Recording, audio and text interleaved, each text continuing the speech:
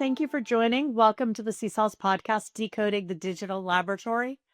Today, we are fortunate to have Dan DeAlmeida, the Vice President of Product Management at ZONTAL, a partner of CSols, with us today. And we're diving into the notion of the laboratory of the future, what it really is, where the hype meets reality, and what it means for us if the future keeps shifting.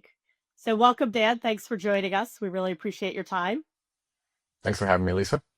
Excellent. Why don't you go ahead and get us started with what's working today and why? Sure. I think it's interesting if we think about the lab of the future. We've talked about it for a long time. There seems to be a 2 to 3 year hype cycle on new technology. Yeah, what is the future, right? If we take a step back and we think about web, cloud, mobile, IoT, AR, VR, voice, like it's all gone through its own cycles. We are in the AI cycle right now. And I know everyone's very excited about that, but it's an interesting question, right? What's worked and what hasn't? I think if we take a step back through that cycle, I think cloud, even though it doesn't seem very futuristic right now, there's still people taking on that challenge, and it works well because it's really helped on the interoperability between tools, not having our Well, and local it's networks and essential, helping them. right? Even though it Yes. doesn't seem futuristic now, it's kind of the foundation support structure where it all sits. Correct. Yeah, absolutely. IoT, I think, took a direction people didn't expect. They were looking at it from a very different, IoT or IOLT as we were trying to push in laboratories. But it exposed the need for interfacing to more physical layer instruments or technologies, robotics. So I think that has helped along the way. And what of those do you think will carry forward? You know, they had the glasses, they have the digital voice assistants, they've Yeah. got, right, the remote. Like, what do you think will carry forward? I think there'll be pieces for those individually. Voice has its place in certain areas, probably not globally.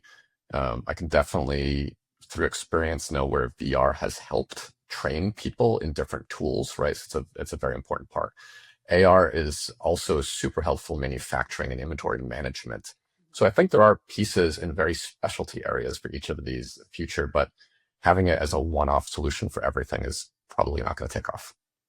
It's interesting. I started to see VR in some sort of design proposals and proof of concepts for the lab of the future, or where folks want to head, especially when they're just building out their labs or building out their spaces.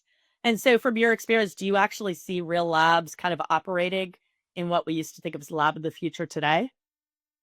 Yeah, absolutely. Again, I mean, we have to talk about what that means, right? Lab of the future is such a nebulous term, if you will. It's not. There's no end goal in sight. It's just someone sees a new technology and takes it on. But I've seen, like I said, I've seen VR has a great place in medical training and in different scientific tools. I have seen voice be very successful in vivariums and animal health. Your hands are very busy, glove boxes, etc. Again, we talked about cloud, IoT. I think that's all there. So yeah, I think there's a place for everything. And AI is, I mean, the efficiencies and discoveries that we can do now with enhanced intelligence is amazing. I think one of the hardest things that folks struggle with is, how do I decide what the lab of the future is for my lab? And so what sort of trends or indicators should they look for, or how should they kind of break down those barriers? And what are the barriers that you've kind of seen in that decision-making point? I think the biggest barriers is not the technology, right? It's always change management. It's that fear of disruption, loss of efficiency because you're taking on some new tools. So that brings on cost fear. So we have to maintain our status quo, and we have to train people on new technologies. So we're actually increasing costs before we can see that ROI. So some of that is really just, how do you manage that project along the way? It's probably a great place for CSols to actually answer that question and support Yes, customers. we definitely hear a lot of that. We also hear a lot more of strategic used to be selecting a system, and now it's really selecting what's the overall approach. How is it all going to connect? How are we going to take advantage of future technologies today? And so that fear that folks have with heading forward, it may not be technology based, but the selection of the technology feeds into that fear, right? Because it's changing so quickly.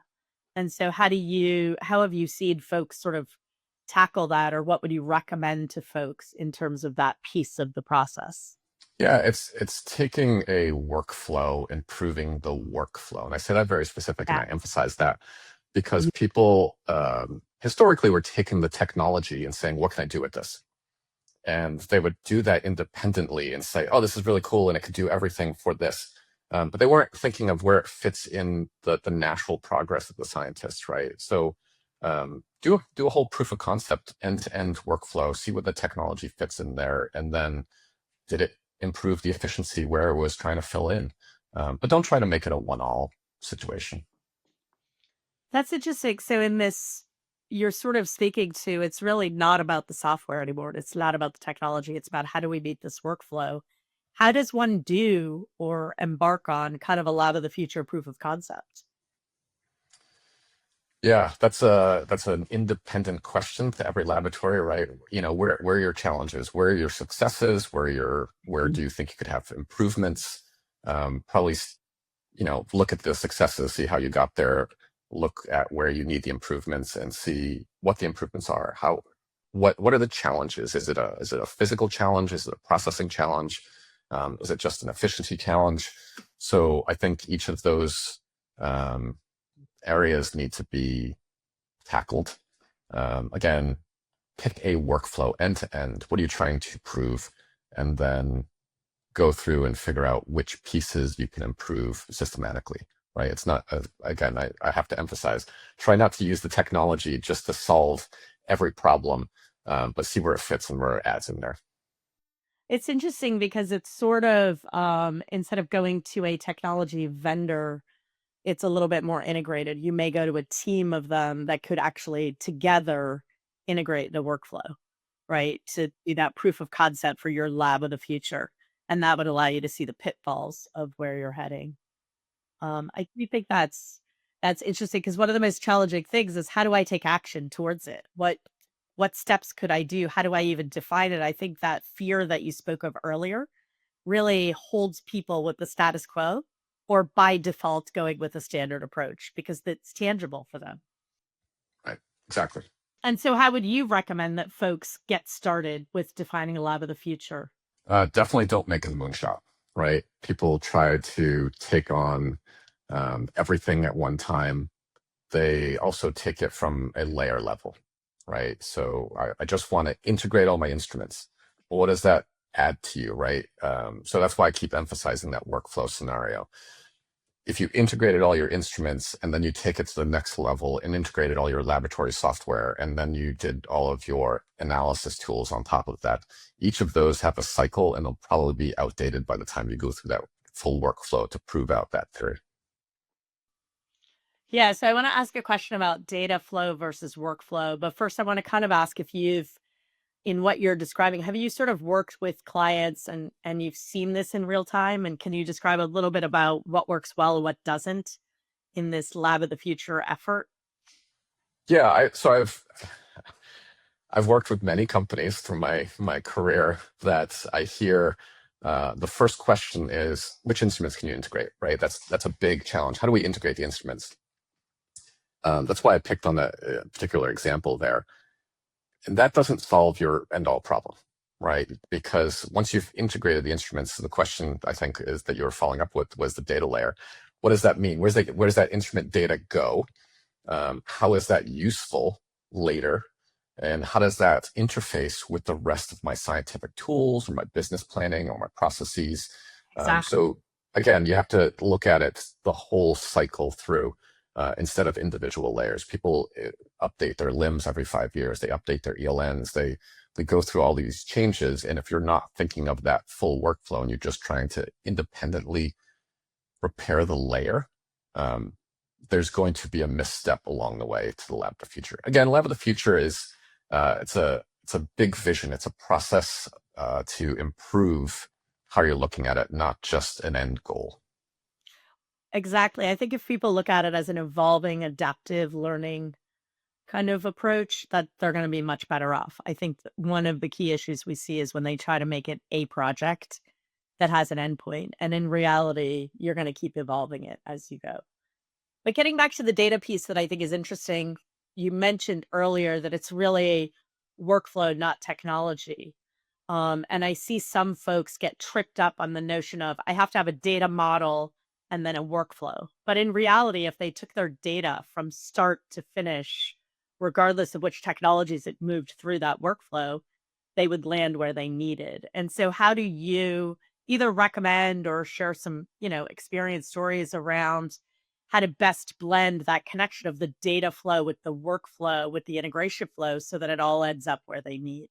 The workflow versus data flow versus technology thing is interesting, right? If you, the way I always see a true lab of the future from a scientist, they don't even know about the technologies anymore, right? If you think of the Amazon shopping stores, they care more about the seamless experience than they do the individual tools or registers or whatnot. You pick up an item, you walk out the door, right? If you think of a simple thing like a balance, walk up to a balance, you just want to weigh something, push a button, and have the data collected, right? That shouldn't be a whole new complex interface. Now, I understand the need for certain interfaces for more complex tools in there, but the reason why a tool like OpenAI's ChatGPT 1 is not because it had a fancy user interface, not because it had a lot of tools and technology.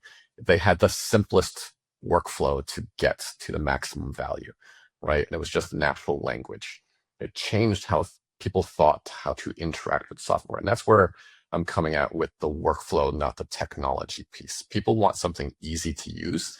Now, I'm not saying it's an end all be all tool. There's a lot of hallucinations there, right? But it really changed the mindset on how users wanted to experience their interface with technology. The data piece supports everything behind that, right? So you need to have the LLMs, you need to have a semantic model, you need to have the interoperability and MCP on top of your data so the AI can use it, or other tools, right? So if you're thinking of your limbs and your instruments, your data layer obviously should be full AI first, so you can interface that, and everything should have nice standards along the way. So there's different components throughout that entire process. hmm I love the notion of the Amazon store, and I sort of want you to paint because you have had a lot of experience with a lot of different companies and a lot of different aspects of this. Kind of paint your vision, if you don't mind sharing, of what you would see as could be a possibility for a lot of the future. Yeah, wow. Talked about this probably about 10 years ago when Google Glass first came out. Everybody was excited about VR and having that overlay in your glasses. I didn't wear glasses at the time, but now I appreciate it a little bit more. And just going into that laboratory, having an overhead view, right? Being Mhm. able to work through in a hood or use reagents, having some type of optical layer that's capturing everything you're doing audio. Now, I know people are very concerned about privacy and whatnot, but let's just disconnect that for a moment. But the reality is, you want to go in and work in the lab, do your job, not have to write down everything you did, not have to type down everything you did. You want to do that experiments, but you want to capture all that information. So all of that has sensors in the backgrounds, has cameras, has microphones, has whatever recording, data capture and collection information, automation of your data process. Again, most simple example I can think of is a balance. You go up to a balance, you put something on it, you push that button. I shouldn't have to think about where that data went. It just got captured. I know the sample through a barcode or QR code or some other RFID. All of that is captured, and I just move along as a scientist. My focus should be more on interpreting the data or hypothesizing on what to do next. I think that's fantastic. I think I share a similar view. One of my things about it is really the ultimate lab of the future is a decoupling of my need to help shepherd the process. I can just come in and do my work. It's picking up my cues based on what I'm saying and moving me through the technology process to ensure that the work is being done. And so I think that's a really nice view. When I worked in the lab, I would have loved that. Same. We're kind of out of time. And so I'm going to ask you, Dan, just to leave our listeners with kind of your last thoughts on what call to action they could take to create this in their own environments, where their focus might be, or what the possibilities are, wherever you want to kind of leave them in our last minutes. Yeah, I appreciate the time, and I want to reemphasize the lab of the future isn't about a product or technology, right? It's a continuous improvement, incremental excellence, if you will, on our efficiencies. And it's a mindset shift. It's about thinking about how we continue to improve that. AI has made people think of it in a different way today, and you see a lot of initiatives. And I'd love to see the same from a technology perspective in laboratories at the physical layer. Okay, great. Thank you so much for coming. I really appreciate how you focused on the user experience. I think with the efforts that I see, there's an intent to keep that in focus, but it gets quickly lost with the technology details that come about. And so I think calling that to the forefront and reminding folks that pulling it back to that why, or what at the end of the day do we want to have happen, that really can set the barometer for what you focus on and how simple you make it versus accidentally allowing it to be overly complex. And so I think that's my one key takeaway from this conversation. So I do appreciate your time, and I appreciate all of you who joined us today. Thank you very much. You can download this recording, or you can subscribe or join future podcasts. We look forward to seeing you down the road. Thank you.